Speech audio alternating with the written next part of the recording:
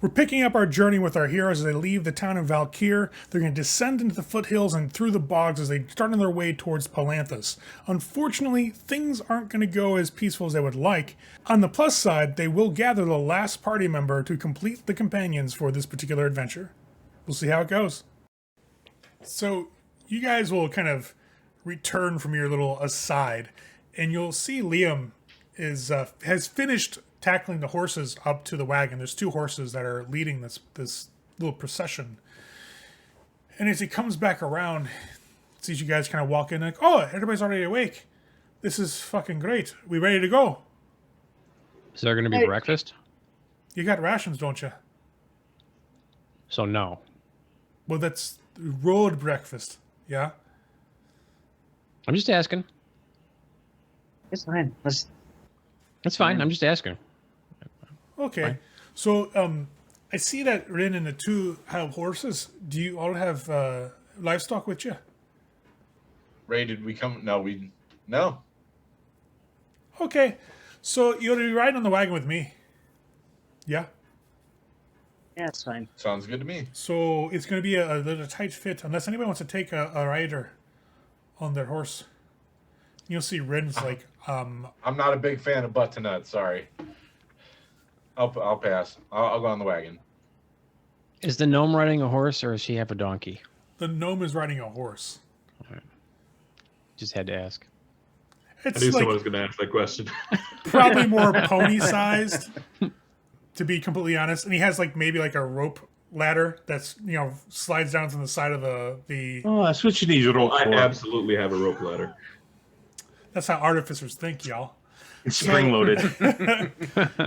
I figured it was an escalator by now. I'll get your stuff. It is an Stupid automatically fucking rope. retracting rope ladder, better yet. Pull the string. Fancy, Under the fancy. saddle. Yeah, I don't care. I'll ride in the wagon. Doesn't bother me. Yeah. So you guys can fit 3 on the front part of the wagon, where you've got Liam in the middle and one on either side, and that's a tight fit. Somebody's got to ride in the back with the bodies. Oh, Sybil will ride in the back. She wants Okay. to watch the road at our back anyway. Okay. So effectively, after about 10 or 15 minutes of arranging everything and getting everybody situated in their seats, you guys will start pulling away from the tavern / pseudo inn. You leave the watered beast in your past as you journey forward into the future. And as you guys make your way through this small village, again, it's like traveling through these mud-covered roads and streets, and the pedestrians are making way for you guys because you've got essentially 5 horses to their 2 legs. So they move, they part for you to make your way out. And as you guys kind of make your way down, towards the main gate and start descending down this moderately, steep slope of the mountain with a lot of switchbacks on the trail, it's a rocky travel. Those in the wagon are bouncing around a bit. Since Sybil's in the back with the rest of the bodies, you can see that the packages are jostling a bit on top of one another. It seems like they're all sealed pretty well. For Jesse, you have this weird sensation of being like almost at sea. Like if you close your eyes and lay down, you can feel movement around your form, but everything's dark. Your senses aren't all there, but you definitely feel the sensation of movement. And in that darkness, and as you're moving around, you hear the sounds of battle.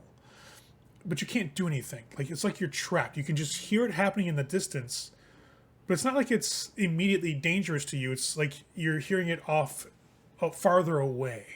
And it's a clashing of swords, the yelling out of individuals as they're getting hurt or they're attacking people. You hear the weird language of magic being, spoken and spells being woven around you. It's a weird, almost pseudo memory because you can't see anything. You just hear the sounds and the movement that you're with, the jostling, that violent bouncing up and down as you guys travel across these like rock encrusted like pathways, kind of brings that motion of violence back to you, and is what kind of stirs your consciousness just a bit. Now, since you all travel from Valkyr down the Stars Home Mountains and into the bogs of Throt, it's slow going. Once you guys leave the mountainous passes and you leave the rocky roads behind, you start traveling through the pseudo marshlands again, essentially. Now for Jorg and Rin and Carol, you guys came this way. for Voss and the trio, you guys came straight up through the mountains and the foothills. You didn't have to deal with any of this shit. Maybe, on some journeys you guys have gone out. Now, Dade, your family were farmers, so you've seen kind of like the lands around Sanction. And for Sybil, you're familiar with this type of landscape. Let's just put it that way. You've journeyed to various places that have had similar types of like mucky and murky, like ground situations where it's a little slow to keep moving. And as you guys are basically going with the wagon's sinking a couple inches into the mud and into the grass here. It's really slow going. You guys do like maybe 10 miles in a day. So as noon hits, you guys have gone maybe 5 miles from the mountains. It's going to be a slow journey. You guys do a quick stop for lunch and, have some rations. You can see that essentially Liam is trying to stay cognizant of the horses because as you guys are passing over these marshlands, it's literally just all water and grass and mud that you're going through. So it's a little bit difficult going on the horses, so they're straining a bit extra to pull this massive wagon and all the corpses in it across these lands. Now, it does start getting a little bit easier as you see Liam start to navigate more towards the directions of some pathways. Looks like people have followed through here. But essentially, you don't make it very far before the sun starts to set and the red moon of Lutinari starts to rise on the horizon. It's not the best of situations. You guys are forced to make camp in the middle of a bog, essentially. But as the sun does set, you do note that the insects are kind of getting a bit louder. The wildlife is maintaining its normal pattern of existence. Nothing seems out of place. And for those who have been on the road for a while, like Carol and Jorg, this is kind of what you want to hear. Because if they're too quiet, something's up. So hearing that normal rhythm of nature go about its business is actually kind of comforting. As he starts to stop you guys for the evening, you will note that essentially Liam gets everybody settled in, makes sure everybody's comfortable, and decides to have a bit of a small campfire that he makes for you guys. He finds a small set of ruins. Looks like there's probably some sort of building or outcropping here, and he parks the wagon just north of them. And as the moon starts to rise, blood red in the sky, he actually puts together some rocks and makes a small campfire in the middle for you guys to throw out your bedrolls and to rest in. Liam cooks a small dinner of some meat and some earthen vegetables that it seemed like he probably got from the inn over the fire to make sure everybody has a portion that they can eat. And as he's kind of resting, you see him kind of get out of his armor. He's wearing like just the chain shirt and some leggings. The armor itself, he starts to polish it by the fire as he's sitting on like one of these half broken down walls. And as he starts to work on this after eating, he kind of speaks up finally. He's like, all right, so tell me about yourselves. Where are you all from? Is it the money you need this? I know that Krynn, and he kind of points at the wizard. He wants to do this because he feels it's right and proper. I don't necessarily think that's a description for everybody here, so what drew you to the job? Well, for me, it's the chance to travel. I haven't been outside of. I'm from Sanction. I haven't been outside of Sanction, so part of it's travel, part of it's the money. Kind of seeing where life takes me. That's fair. I can see to that. Same thing with your two friends, I'm assuming. Money. Money. Okay. Like just in the middle of biting a ration. Money. Fair. I can respect that. You, sir? You'll point at Voss. My uncle put me up to it. Family things. I understand that. Mr. Gnome, Mr. Mountain Nevermind, I didn't get your name. Sprang. Jorg Sprang. Jorg Sprang. Pleasure to meet you. As a matter of fact, I don't think we've really talked too much about who we are. Who the fuck are you? It's Sir Liam Shaley, Knight of the Crown. Pleasure to meet you. You know Krynn Toro, white-robed magic user. Now we have Mr. Jorg Sprang. Mount Nevermind, I'm assuming. By way of Thorben. Oh, all right, fine. You around some of the doors. I get it. Do you we folk like to store about together? Is that what that is? Something like that. I'm doing some testing of my inventions. Field tests. So you this is like an experiment for you then. Yes, a science experiment. Just do me a favor. What's on there? And you see him kind of gesture towards the wagon. What's on there? It's a little off limits, yeah.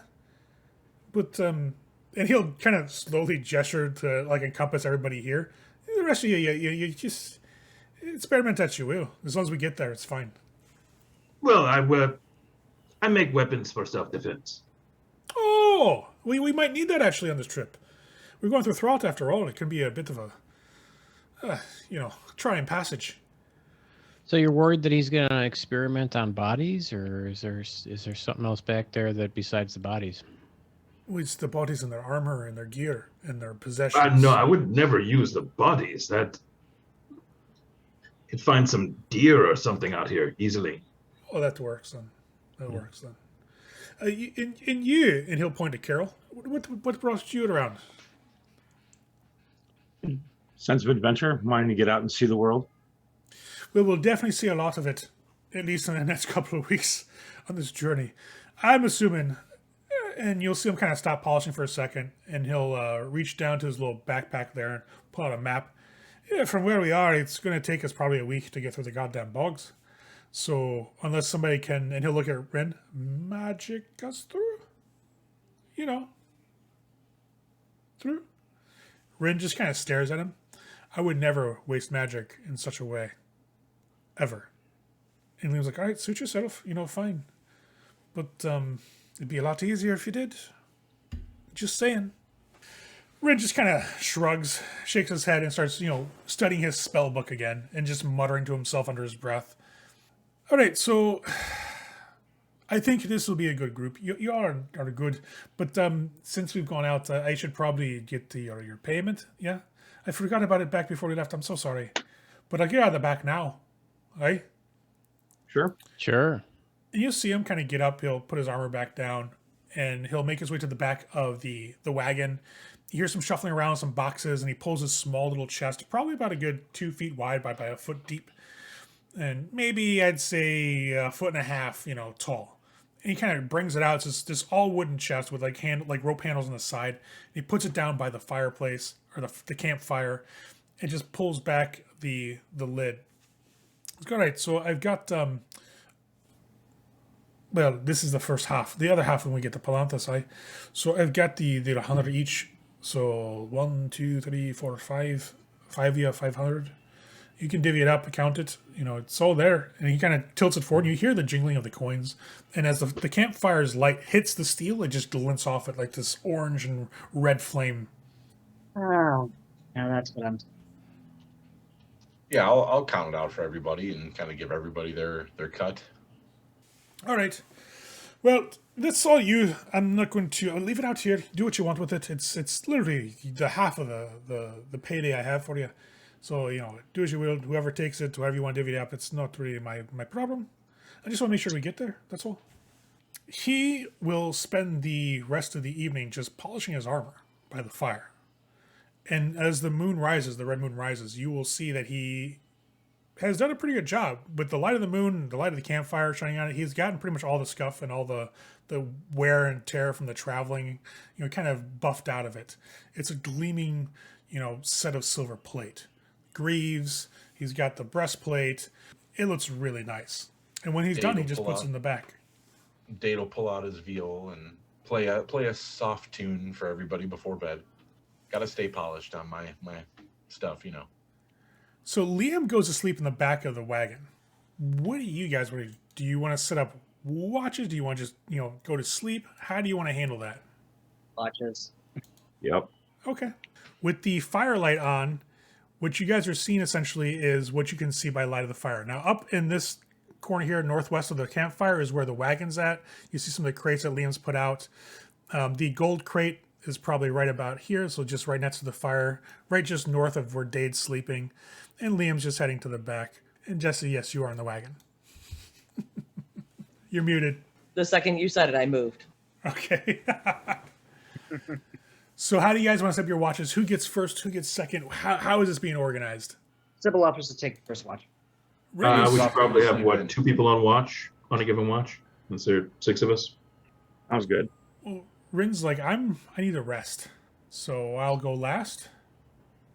I'll take last watch as well. Okay. Oh, and that's perfect. Voss I'll, will take the second watch, and I'll sleep all night. And do, You're right, Dade. You prick. It's worth the shot. I can join Sybil on first watch. I'll go second. I'll take the second watch. Yeah, I'll take the second watch with Voss. Okay. All right. So we got first watch, which is Jorgen Sybil Sybil. and Yorg. Jorgen Sybil. Okay. So you guys sleep, well, are up watching everybody sleep for probably about 3 or 4 hours essentially, and it's quiet. The moon's just kind of hanging in the sky, casting this red glare down upon you guys. The campfire's kind of started to burn down to just the embers, so the light it's casting starts to diminish a bit, and you can see and hear the marsh around you, and just like it's that sense of looking at things where you're seeing just the gray outlines. Now I know that Yorg has dark vision, so the campfire itself doesn't really, you don't need that yourself. You can actually see a bit more freely. And as a matter of fact, you should be, as you move your token and drop him, you should be able to see like your line of sight changing based on, what's blocking it, etc. Now, you can move independently of the campfire and should be able to see just fine. Those that don't have dark vision, which is just about everybody else, the realm of the campfire is the realm of your world, essentially. You can't really see too much, even with the light of the moon. It's just dark. There's no lights out here aside from the embers from the fire. You can hear the wildlife in the background going about its business. You hear the occasional movements of animals. You hear the calls of birds in the distance. And it does get a little cold. It does get a little cold as the night goes on. As the moon starts to hit further into the sky, it's time to shift over to those shifts.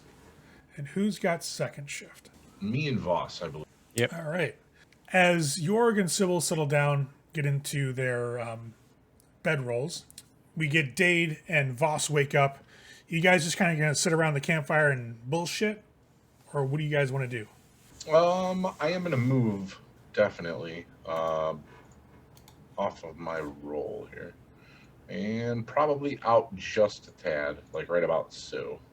Just kind of give me a decent view of the southern part of the camp and whatnot. I can still see the horse, the camp, and everything. Okay. So things seem to be going pretty normal. You guys get a good view out. You're just kind of seeing off into the camp. But then you hear this scuffle from the wagon, which is problematic. It's kind of like, what the fuck is going on? You hear the boxes being rattled around and a sudden grunt. At that point, you guys see one of the coffins get thrown out of the back of the wagon and just crash down on the ground and splinters open. And you'll see this small elven body in white robes crumple to the ground as it gets tumbled out of the casket. We should go check that out. I'll pull my rapier and I'll start creeping over that way. Okay. Why don't you guys roll me I'm your going to grab initi- my loot. You're like, fucking violence. Yes, play them back. Play them back to death. All right, what did Voss get? 7. Dade? 10. Ooh, an 8 and a 10. So that means we're moving just a little bit out of pace. So at the top of the round, you're like, oh shit, something's going on. You go grab your gear, and you guys hear there's more clattering behind the wagon, and inside of it, you see, as you look over, that Liam gets thrown out of the wagon like he's a rag doll. Somebody just throws him out. And he just rolls into the ground in the dirt, kicks up his whole cloud of dust and water splashing everywhere. Now, in order of initiative here, we have Dade going first. Dade, what are you doing? I'm going to move from where I am, so it's 30 feet. 1, 2. So you race up past the campfire towards the wagon. Right. From here, since I can't actually can I take my turn to double move if I just move? Is that what that is? Sure. And I will basically take the rest of whatever I have left to assess to make sure he's not injured. As you rush over to where Liam has kind of hit the ground and you hear him kind of groan as he kind of looks up at you, you see this hulking creature step out of the back of the wagon. It's like an 8-foot to 10-foot tall ogre. This pale, like sickly green and olive colored skin. It's got a massive club over one shoulder. And as you stop by the person it just threw out of the wagon, it just kind of grunts. And you can see there's this massive crate under its left arm. Wake up! Wake up! All Come on, you gotta do it like a Let's bar. Wake up, little Susie. Wake up. Everybody make a perception roll who is still asleep. Just beat a 10 and you will wake up. I did not beat a 10. Sybil's got a 14. Oh, no, I beat a 10. Never mind. Yeah, I got 10. you're on a 10. Yorg is up. Carol? I rolled a 15. Okay. My bad. So you're up as well. So everybody gets startled awake as you hear Dade shout out. It pierces your dreams. He's like, everybody wake up! And in return, like almost a response, you hear this bestial, inhuman roar from this massive creature. Just the sound just reverberates through its chest and bursts into the air as you hear movement all around you. So you guys see, as you get startled awake in the dying embers of your campfires, you look around, much more easy for York to see, actually. You see a bunch of skulking humanoid figures in the dying light. They're roughly around 5 to 6 feet tall. You can see as they move, there's like the moon is glinting off daggers in their hands. For York, you can see these are clearly like human or half-elf or something humanoid bandits that have crept up on the camp. Okay. So those that just woke up, you guys will wake up the next turn fully and actually be able to go into initiative as you've just been startled awake this turn. Now, that brings us to the ogre, who is carrying this box as he goes to kind of move towards Liam and everybody. That brings us to the bandits, who will just move closer as they're skulking through the trees and everything. One stops by your chest, where all the steel is at, sees it, and reaches down to go pick it up. One comes around the side of one of the bushes to the west of the camp and kind of creeps into view right in front of Voss. And another seems to be going towards the front of the wagon, like he's going to try to climb up. Now, you guys do know the horses have not been attached to it. They're actually drinking right now. They're off this small little pool of water just southwest of the campfire itself. You can barely see their outlines. They're a little skittish. You can hear the tenseness of their hooves hitting the muddy ground as they're kind of starting to become more wary of the situation as it grows. And that brings us to Voss. Voss, it's you're up. Well, this bandit just emerged in front of me. So I am going to, I guess, engage him and try and stab him with my rapier. So you see him kind of emerge from the bushes, and you're like, I fucking got you. You can unsheath your rapier and go to stab this guy. Mm-hmm. Go for it, sir. And a 10. A 10 will unfortunately not hit him. As the bandit kind of sees your blade coming in, as it glistens in the moonlight, he kind of pulls off to the side, and the edge of your blade just kind of skirts right past the leather armor he's wearing. And as you're this close, you can see it's a human. So it's a ruffian that's just got a dagger out and was looking to draw some blood. And as you nearly skewer him on your rapier, he kind of looks at you and is like, ah, fuck! Pulls back, and you seem like he's going to try to attack you probably in the next round. That brings us to the top of the next round here. And Liam will basically look over at the ogre and just howl out in rage. Like, seeing him having desecrated one of the caskets and carrying off this massive crate. It doesn't seem like he's able to move. He's been staggered, clearly, but he's definitely howling out like this thing has to be stopped. Those that just woke up, go ahead and roll me your initiative. I don't know, 15, sir. All right, what did Carol get? 16. 16? Yes, sir. Okay. And Jorg? 20. 20. Wow. So Dirty 20. Right if you hear that howl come out of Liam's mouth, you're like primed ready to go. Like you are now fully awake and just aware of what's going on. What do you want to do? So because I know that the rest of the party members can't necessarily see everybody that's around us.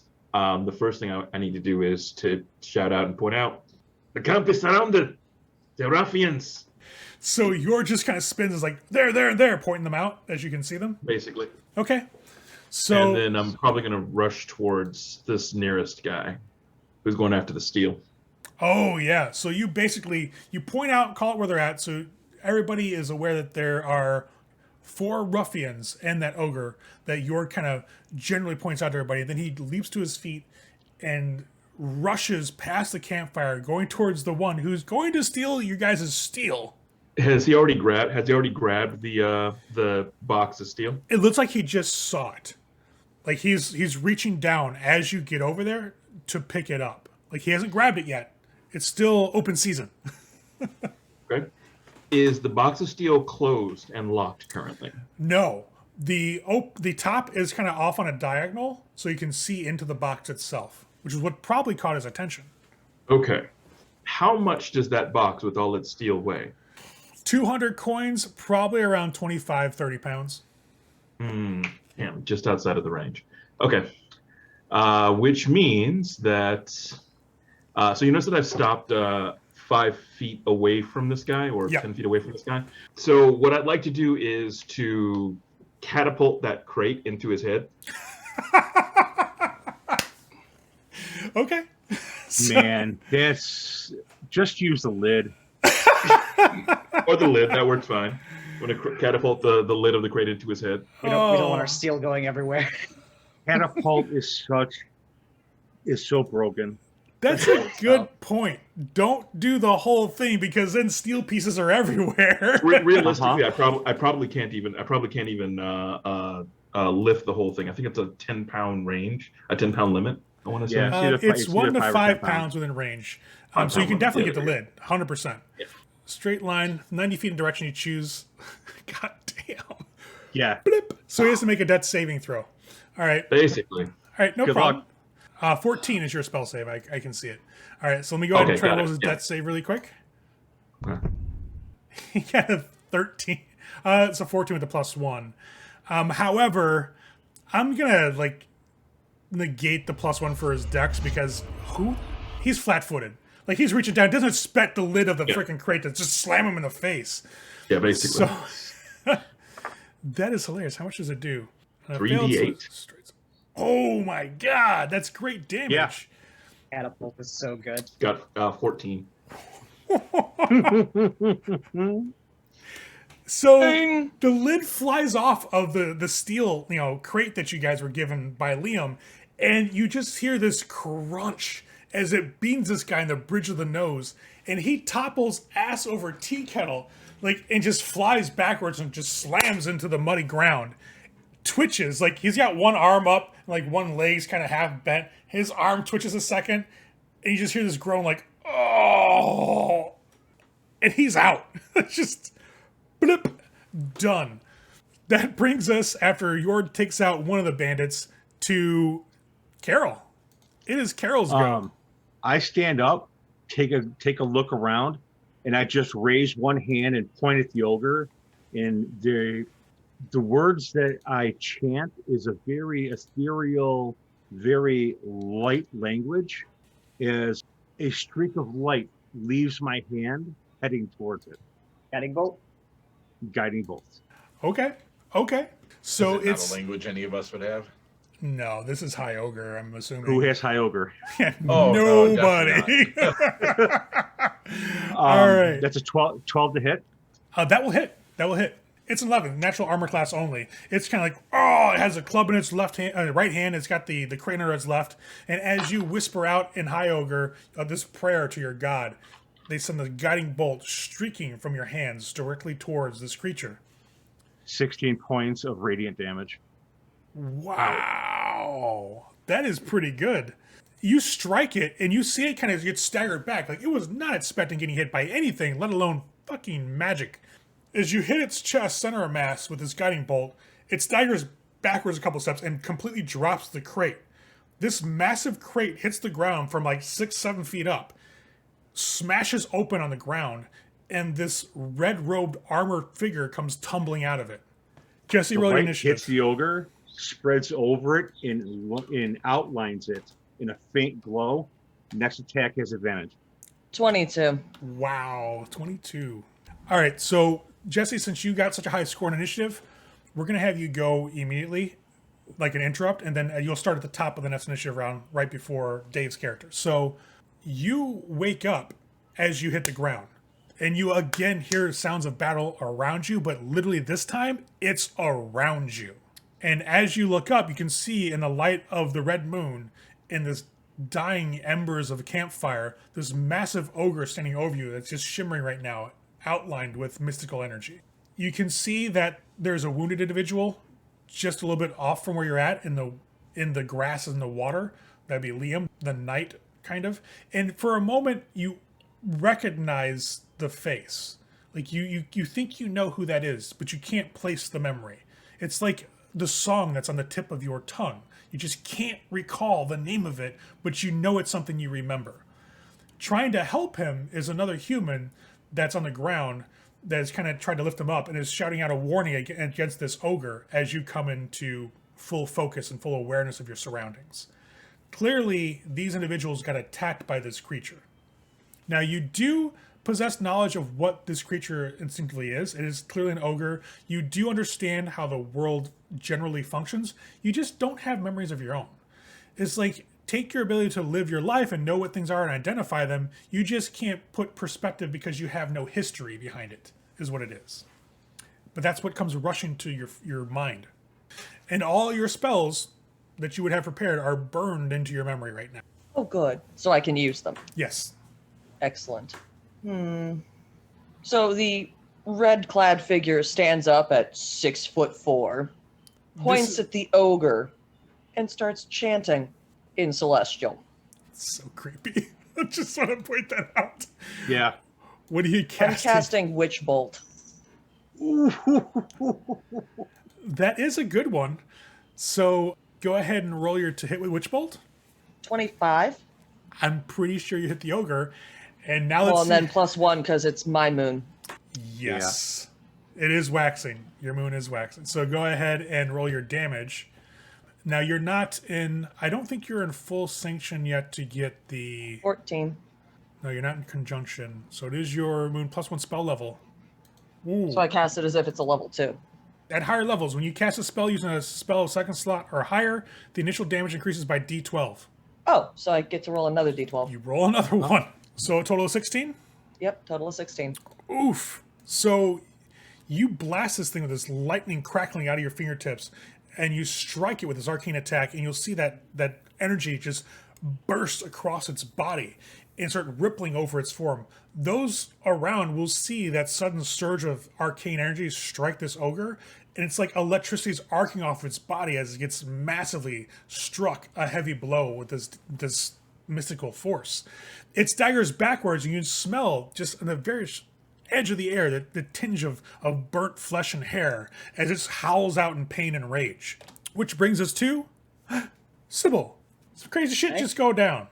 Well, as she's kind of getting up out of her sleeping state, she's going to stand up, and she is going to grab one of her hand axes. Do I sense a throw in the future? Yeah. Sounds right. She's going to take a step forward here, so Okay. move up 5 feet, and then as she's kind of moving up, she's moving towards the ogre, but then she catches out of the corner of her eye that guy skulking over by the rocks. Yes. So So- she's going to turn. Yeah. Go ahead. So Sybil kind of rolls out of the bedroll, gets to her feet, makes it like 10 or so feet from where she was sleeping, and then spots out of the corner of her eye this bandit skulking right between some rocks and a tree, and decides to aim there instead of the ogre. Yep. Okay. So she's going to whip the hand axe at it. So I'm gonna toss from there. Okay. So Sybil slides closer towards this bandit, hefts the hand axe again, and just hurls it through the air. Go ahead and roll your attack roll. Oh, I see it thinking. That's a 1. Oh, would you like to use a dice for a reroll? Sure. Why not? So I don't mind you guys using them. And apparently I waste that one too. Would you like to use another dice for reroll? You have 20 left. Funny. I don't know. What does the group think? Yeah. Go for it. Do it. Why not? Just want to make sure before I decide to say, finally. There We we have go. 20. They have 16. That is so we're good. definitely a hit. You tune in center of mass. Like, you hesitate as Sybil kind of reaches back with the axe and goes forward, but you stop as the bandit's moving. You see that he sees you and goes immediately to try to step into the bushes there of the tree next to him, and you recalculate and let the axe fly and hit center of mass. Go ahead and roll me your damage. Ooh. 8 damage. As the axe hits, the hand axe just slams right into the shoulder of this bandit and spins him like a top. He screams out as he hits the ground, and you'll hear this subtle chanting from inside the wagon start to grow more and more loud as those near the wagon back see that Rin has gripped the edge of the wagon with a bloodied hand and leans out into the air and starts chanting and puts his left hand towards the campfire. As he finishes his chant, you guys will see ribbons of flame start to erupt out of the embers and strike like magic missiles all of the different bandits in the area. As he casts that, though, he falls out of the back of the wagon, bleeding badly. You can see his robes in the red light of the moon are tinged scarlet from where he was injured quite severely by this creature that burst through the back of the wagon, the ogre. But you will see, as these embers of flame strike the bandits, not only do they burn them and sear them as they jump in pain and kind of sizzle as the flame burns through their armor and hits flesh, but they are lit up, almost like the guiding bolt did from Carol. AKA, it seems like some sort of effect, almost like a fairy fire, has illuminated their bodies, making them much easier for you all to hit. That will bring us to Dade. So, Dade, seeing everything going on, will sling his loot back behind him as he draws his rapier, and he'll say, almost in a whisper towards this ogre, a very low, melodic, sinister tone about how it's angered the gods because of what it's done, and it's going to basically go to its version of hell, and I'm going to hit it with dissonant whispers. So you need to roll a 14 or better on your saving throw. What type of save is it? Yeah, wisdom. For an ogre? Yep. Ugly. You're ugly. Your mama says you're ugly. I only This get a ogre negative is 2. getting fucked up. This is not where he's a Viking. Roll Oh, a 16! This is where Nice. he's a Viking, apparently. That's all right. He still takes half of this. We missed that this particular ogre is a priest, apparently. He had -2. I rolled an 18. What does he take? So 15 divided by 2, so he's going to take round down or round up, either 7 or 8. Down. Round it down. 7. And that's psychic damage, right? It's psychic damage, right? Yeah. Oh my god. Only he can hear it. Only the ogre can hear it too. He's like, wah, la, la, la, la. There's like, wah, la, la. As he gets like a brain just freeze. It's nuts. You'll hear him kind of shout out. You said it was 7, right? Yeah, 7.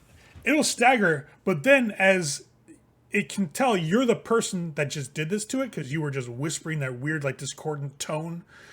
It hefts its club, looks over at the red-robed, like, armored figure. It seems to ignore it for the moment because you just heard it.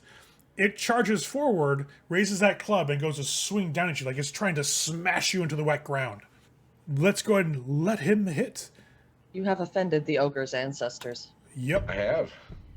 That would be a 25. Oh, most definitely. I don't know why I even asked. You will take a total of 13 damage as this club smashes down across your body. I'm exactly at 0. Oh my Holy God. shit. Bow! Don't forget to mark it off your sheet for those wonderful people at home can see how fucked up you are right now. So, you guys see Oh, I gotta Dade. roll death saves even at 0, huh? That's according to the character sheet. Top of the next round. Yeah, top of the next round. Well, top of your next round. You will, yeah, it's on your initiative. You Damn. will feel that club blast the air out of you, and you'll definitely hear and feel what feels like bones cracking across your chest as it slams you down into the muddy, wet ground. You're laying beside Liam, who seems to have suffered much the same fate as you did. As he's looking over you, he's gasping, he's like, holding his chest where you can see, sick enough, it looks like it's partially caved in on one side. That brings us to the Banditos. So the one that was hiding in the bushes that had just got hit with a hand axe starts rushing towards Sybil. The one that was at the front of the wagon starts to try to join his comrade that is trying to avoid getting skewered by Voss's rapier. And the one that was beamed in the head because he was trying to steal the crate of money isn't moving. That guy ain't saying shit to nobody. So we're going to swing on Voss first. So bandit number 1 will kind of pull back and try to sling at you with a dagger. He'll lunge a little bit too far and pass you as he only rolls an 8 altogether. And you can tell, like, as you're kind of pulling back with the rapier, these are not practiced fighters at all. As a matter of fact, as close as these two are now to you, you recognize them as two of the cut purses that you saw at the tavern back in Valkyr. Son of a bitch. As the second one will swing at you and also miss. You're kind of dancing backwards, knocking these little daggers aside with your rapier. They can't seem to land a solid hit on you quite yet. The one that is coming towards Sybil is going to throw a dagger and get an 18. That hits.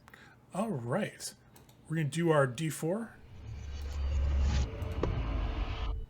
For a total of 2 damage, as it just slices right past her shoulder and just cuts a little bit into the flesh.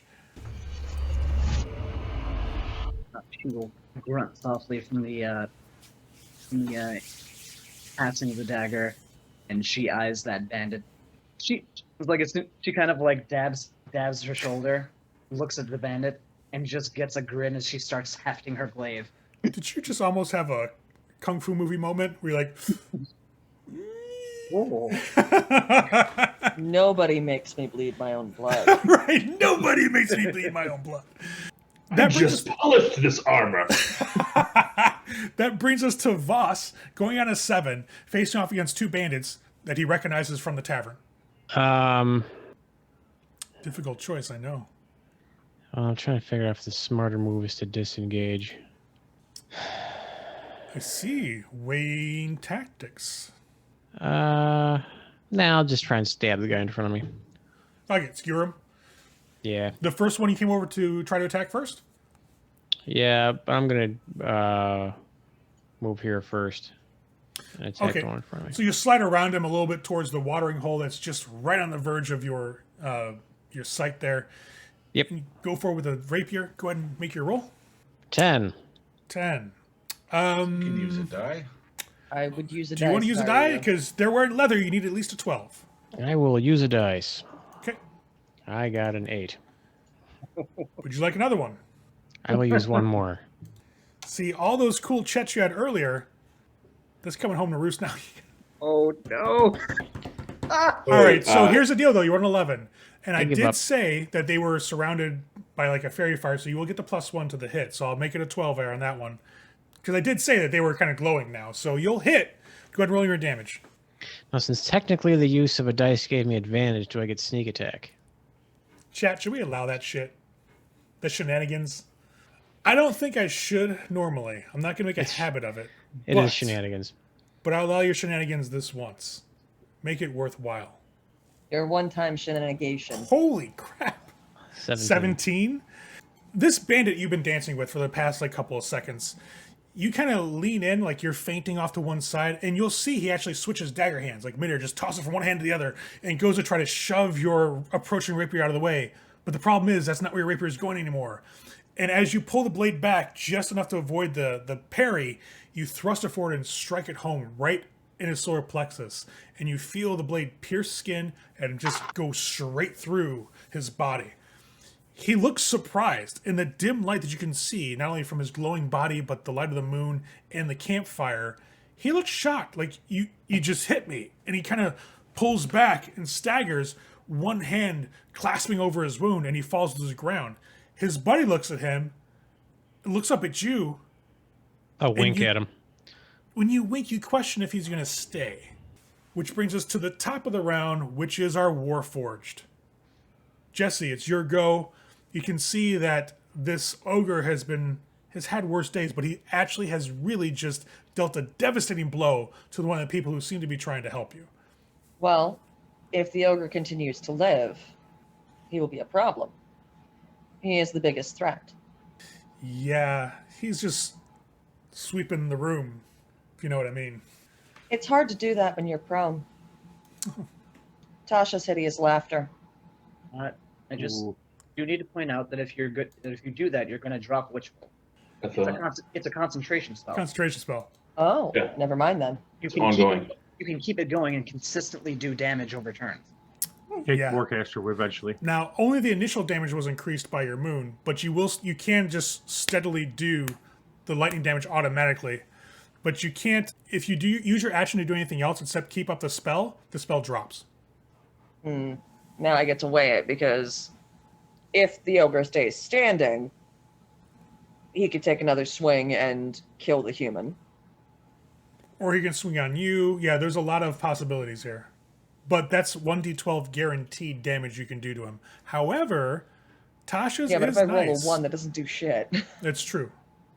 And he does have to succeed on a wisdom saving throw, which he has a -2 on, but he did roll an 18 last time. I'm just saying. -3 because of my moon. It I just want- increases Oh, that's spell. I just want to throw out there that I go before the Warforged does, so the human will not be incapacitated anymore. I'd say, you go before me?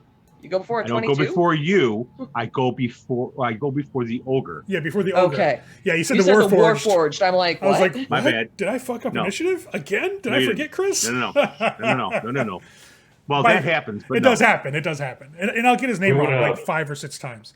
Do we want to mark the initiative on our tokens on the board, or You can if you'd like. I have it in a Word doc, so. Yeah.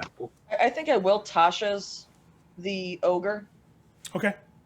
He needs to hit a spell DC of at least 14 base, not including his -3. All right, let's give this a shot. Little ogre wogery. A 5 doesn't cut it here. No. So, He is now prone yeah, he's prone and and laughing. he's unable to stand up for the duration. So that is the duration of concentration. So you drop that spell and now focus on this one. You can hold it up to a minute long. Now, at the end of his turns or whenever he takes damage, at the end of the turn that he takes damage in, he can make another wisdom saving throw to try to shake it off. But for the moment, you cast a spell off and you see him kind of look at you like curiously. And even though the lightning was crackling over him just a moment before, he finds everything here ridiculous. And it's this weird, like, powerful guffaw. It's like he's laughing with his chest as he starts just pointing at you and points at the human he just smashed. And he literally just drops his club and falls on his back and is just rolling like, this massive baritone as he starts laughing on the ground. Which brings us to Jorg. okay? So, view of the battlefield. Does anyone look like they're overwhelmed with enemies? You can see that Voss was fighting 2, but he just skewered one of them. So there's only one enemy there. Okay. Yeah. Then I am going to make my way to the 2 wounded people as swiftly as possible. Okay. That is, who are the wounded? We have, So we have Dade and Liam, the knight, are both like wounded badly.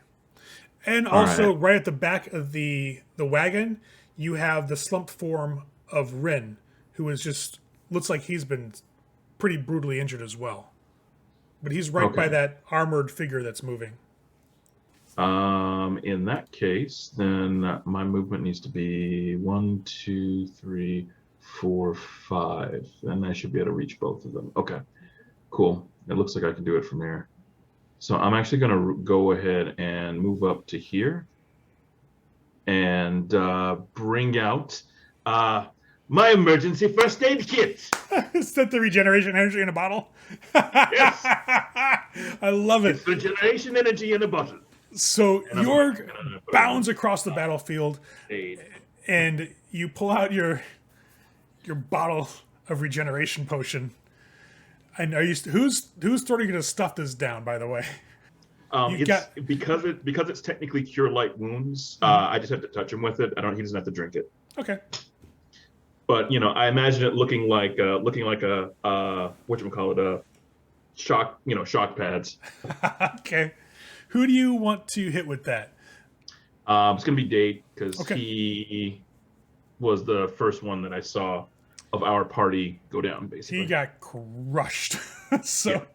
go ahead and roll the dice for how much he gets back. 12, 12. That's pretty damn good. and Jeff? that's it for my level 1 spells. I'm one away from full. You feel this like cool rush. It's like you've been kind of dipped into a really cold stream. It just flows over your body as you can painfully, but a little bit numbed, feel your bones start popping back into place from where they were broken by that massive club. It hurts, but it's numb just enough that you don't have to cry out. And after Jorg manages to heal the fallen companion, that brings us over to Carol. See, at level 1, Cure Light's fucking amazing. Yes, it is. All right, so I'm gonna sprint to here. At this angle, I can see Ren, right? Yeah, he's right at the back. Let's see, right about here, right at the corner. I just forgot to make a token for him. My bad. Not a problem. I am going to chant a few words and be using Healing Word for 7 points. And that is my bonus action. Okay. For my attack action, I will be bringing up my light hammer and whipping it at this guy right here. At the armor? The red robe suit of armor? Oh, that's red. Shit. Yeah, you guys are gold rimmed, by the way. PCs are gold rims, so they stand out. I mean, if you want to do that, we can. That'd be an interesting No, dance. I can't. All right, I'm done. Okay. You can always whip Because it at the ogre. I can't throw it in a prone because I'm at disadvantage. Ah, look at you. Got you. All right, so you pull up the hammer, though, and you're just waiting for anything else. So you're kind of like standing guard over Jorg as he tends to Dade, and Liam is kind of like there, almost unconscious as well, waiting things out. Which brings us, after Carol, to Sybil, who has just got shinked with that little dagger that got thrown. So she is going to make good use of that wonderful reach that glaives have, and I'm going to make a weapon attack against this bandit from where I stand. All right, let's see what you get. 14. 14. Definitely will hit this poor bandit who's already been stuck with one of your hand axes. Go ahead and roll me your damage. Oh no, this is going to hurt. 12? That's well. He slices out with a glaive as this bandit is like going to draw another dagger, and you slice straight down across the front of his chest. He staggers and screams and just kind of falls backwards onto one knee and then just plops forward onto his stomach, onto his belly in the wet ground. You just see the crimson start to filter out into the water around him as he breathes no more.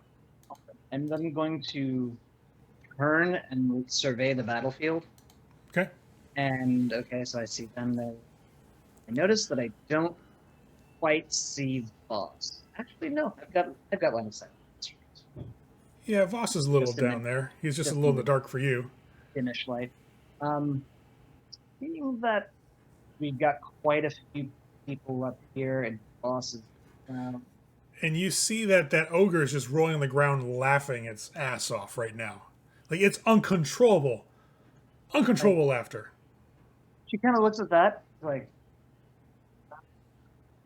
hey, how's Voss looking over there? If I move a little bit closer, like, how is he looking? Voss looks fine. He is drawing his rapier out of the body of one of the bandits that tried to attack him. And he has just winked as you look over at the other bandit, who looks like he's about to shit himself. The stinky bastard. Okay, he's fine. Yeah, I'll stay here. All right. That brings us to Dade. Dade, you are among the lands of the conscious again. I'll look up and see that Liam's just as fucked up as I am. I will sing a light hymn of how the gods are not done with him yet, and he still needs to remain on this plane. And I will cure light wounds. So I just want to make it known right now, y'all were sweating, not having a healer.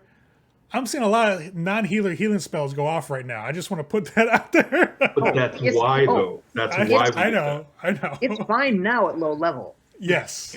Once we start getting further. Right now, it's okay. He'll heal 8. All right, Liam will get his 8 back, which is great. I also Right. rolled exceptionally on that heal, too. That heal was awesome. That heal was awesome. You will see as you sing out this prayer to the gods that his flesh is healing itself, but you can see, much like you felt in yourself, like that indentation in his chest starts to pop outward as the bones remend, and he grimaces and cries out like gasps in pain. Like he can finally start catching air as he starts gulping down air into his lungs. He looks like he's going to make it. After Dade, we get to the ogre, who will try to make a save, and will roll a 7 again, which makes it a 5, which makes it not acceptable. It continues to laugh. Poor little fucker. Poor little fucker. On the next initiative, which would be for the bandits, the one that's fighting Voss will try to flee. That's how you get cut in the back. You gonna let him? No, I'm gonna stab him. Give me your wink opportunity. Sneak attack. Yes, actually, which is bullshit, but yes. You made the wrong choice. Yep. You've You chosen chose death. Holy. Plus I 1 can't. because of the aura, so you'll Oh, hit. that's right. All right. Okay. This is karma, I think, right here. This is telling me I was a jerk in fucking Cyberpunk, apparently. 13. So as he turns to run, you just kind of like, it's all footwork when you're using rapiers, So you just do that lunge forward and skewer him through the back. You hear him cry out and just fall forward, hit the ground as you've just taken the last bit of life he had left that he was trying to save to go back to his family in Valkyr to pay for food on the table. But you have murdered him, sir. Well, he should Should have have been chosen better. a different life. He should have been. Oh, He should have come been better on. at his job. Don't fuck around. You won't find out. It's not even his family. It's just a bunch of people he's paying to pretend they're his family. So you guys finish off the last of the bandits that were free roaming around the camp. A quick scan of the environment as you guys are looking around revealed no one else lurking in the shadows that you can see. That ogre is still laughing and rolling on its back. It just can't seem to get up. How do you want to handle that ogre? Rope. Rope? Yep. Oh, I was gonna continuously just berate him on what it's doing and continuously vicious mockery it until it dies. Fuck that ogre, he killed me. Wow. I mean, that's fair. So Dade gets up like he's going to fucking start just I'll just start blasting yelling this. at it. York manages to get some rope from the back of the wagon or his personal stores. Yeah. As this ogre is laughing but clearly in pain as the psychic dissonance being caused by Dade's words is fucking it up. It's moving more sluggishly as time goes on. Is Dade going to get off killing this guy? Or are you guys going to be like, hey, dude, no. How do you want to handle it? It's an evil creature trying to kill all of you, so it is kind of self-defense, but it is also kind of murder at this point because it's helpless. It's up to you guys how you want to handle that. I ain't gonna stop him. Okay, that's clear Well, line. it won't be helpless for long. What the fuck is my alignment? My spell only lasts a minute. I'm not even worried about what's going on over there. And I'm trying to remember. Does Tasha's break? Does Tasha's break if they take damage? They get another he will gets save. he gets a save Yeah. every time he's damaged. That's why I grabbed rope. Oh, okay. So you tie it down, not necessarily to save its life and question it. I want the full effect of the spell to work. Plus, if he breaks the rope, if in order for him to break the rope, it takes a level 20 strength check, I think. Oh, yeah, the manacles thing to get out of them or break them. Yeah, I think it's I want to say it's 20. So is the intent just to finish him off then and just make sure he can't get away? Group consensus? We could try to find out who sent him here. So York can start to tie him down as the laughter's hitting, and like, he's starting to struggle a little bit more as Dade's first round of vicious mockery hits him, and he starts to take some of that internal damage. You're managing to be able to restrain him, but he's getting a little stronger to try to resist the spell that's holding him down, essentially. Okay. I'm actually gonna. It's like I'm not gonna stop Dade, but I'm actually gonna look at Liam because I mean he's our employer, so. Liam gets What's up, he- and you can see that he was just wearing like a chain shirt. His armor's still in the back. Like he wasn't going to sleep in that shit, and this clearly caught him by surprise. Liam, after that first series of talking and it's getting tied down and is struggling, walks to the back of the wagon, and you hear the shink as he unsheaths his blade. All right, murder's on the menu, boys.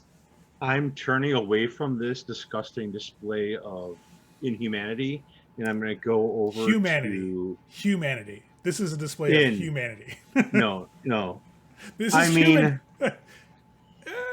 I mean, this creature has fallen from the grace that it used to have, That's for damn and sure. so I'm not stopping this, but it is a disgusting display. I will be going over to Rin. I'm going to try and help him sit up and everything. I am definitely going to prestidigitation his robes clean of blood, and make sure that he's okay. I know that I've already stabilized him with the cure wounds, but Okay. Yeah, you What's start. Liam doing? Liam is stalking towards this creature on the ground. Like he looks like he's intends to kill it. Oh. Solemnic night, nobility. All right. Not letting As this thing get away to come back tomorrow night. as Dade gets off his second round, his second verse of vicious mockery, and it starts to wear on the ogre. It starts moving a bit more slowly. It seems to finally break free of Tasha's at that point in time, but is restrained by the rope that Yorg has used to kind of keep it down and from getting to anybody else. At that point, Liam walks over, puts his booted foot on the ogre's chest, looks down at it, lifts the blade straight up, and just straight through the throat. And you hear the blade go through the throat of the ogre and into the mud and dirt beneath it, and then get pulled free. The creature spasms for a moment and stops moving. Liam will wipe the blade off on his pant leg and walk tiredly back towards the wagon and sheath the blade before turning and looking at the armored figure that's robed standing there and just staring at it like, and what the fuck are you supposed to be? Well, that clearly didn't go the way the bandits planned. Liam's a little taken back by their new companion, and I think it's rightly so. Who knows what the hell made that walking automaton, and clearly it has a consciousness of some sort. Is it a trick, or is it just a PC and he's an NPC that's very suspicious of a new person? We'll see how it unfolds. More stuff to come next episode. See you all then.